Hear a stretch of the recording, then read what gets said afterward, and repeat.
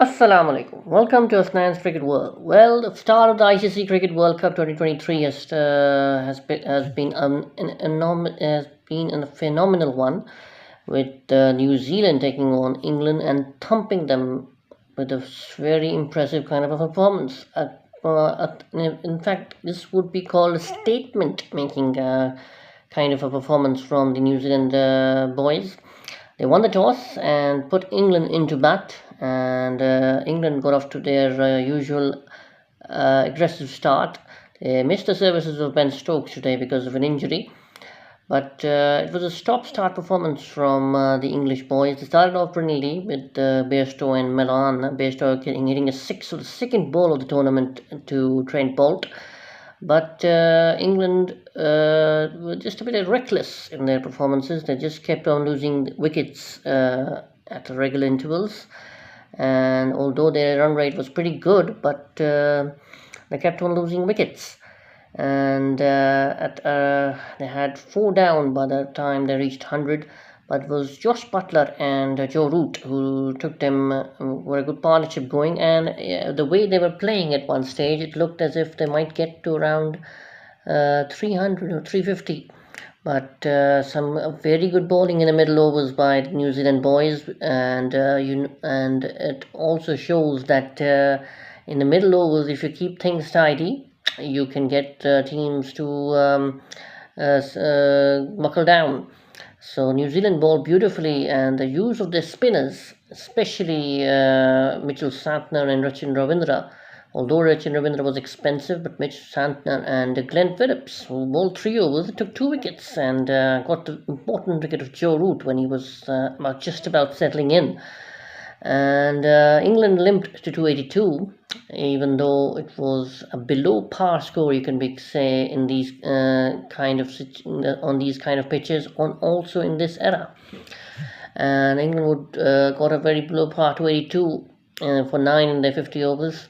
And it looked as if it would be a bit of a because England had a good enough bowling lineup. But the way New Zealand started off, although they lost Will Young in the second over, but the way Devon Conway and the new boy Rachin Ravindra both playing their first World Cups played, it looked as if they were just toying with the New Zealand England bowling lineup. Both of them were really impressive, to say the least, with Devon Conway playing a superb innings, just showing his capabilities, while Rachin Ravindra was a bit of a surprise for everybody. He hasn't been used at this top of the order as mostly for New Zealand, but he was very impressive. And with the likes of Kane Williamson sitting on the bench, it would be a bit of an anomaly. Let's see if what combination do they try when Williamson comes back.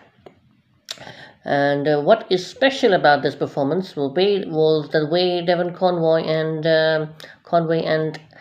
Rachin Ravindra played. They just were absolutely breathtaking, playing some absolute brilliant strokes all round the wicket, and they were just phenomenal. And it was the highest it was a 273 run partnership between England between both openers, and it's standard. It was also New Zealand's highest score in the World Cups, and also the fastest century made by New Zealand in the World Cups, and was Devon Conway first got there, but then Rachin Ravindra broke the record for the fastest 100.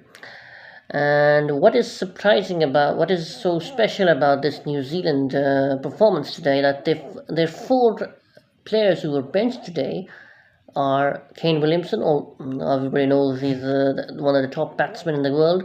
Tim Southee, one of the greatest fast bowlers produced by New Zealand. The one bowler who took 21 wickets in the last World Cup, Lockie Ferguson, and Ish Sodhi was a very fine young leg spin bowler. So New Zealand look a very good side. They have made a statement going into this in this first match, and have played absolute stunning cricket. Their bowling looked good, their fielding looked sharp, And their batting, well, the way they belted England through all parts of the ground, they will have shown the world that they are serious contenders for this World Cup, and they will not be taken so much lightly. And for England, it will be a bit of a test now, because they will have plenty to ponder, because they cannot take any team lightly, because they have a free-spirited approach to the game, but they will have to bat a bit sensibly, and also look to puck up their bowling, because their bowling looks good enough, but against the good combination, good batting lineup, it might just leaks too many runs. I will need to step up with the gas, step up on their bowling lineup, and probably the return of Ben Stokes, who provides a lot of impetus with both bat and ball, and gives them the much needed boost. Would give them a good recovery coming back into the tournament. But now all focus will be on the statement-setting performance of New Zealand, and they have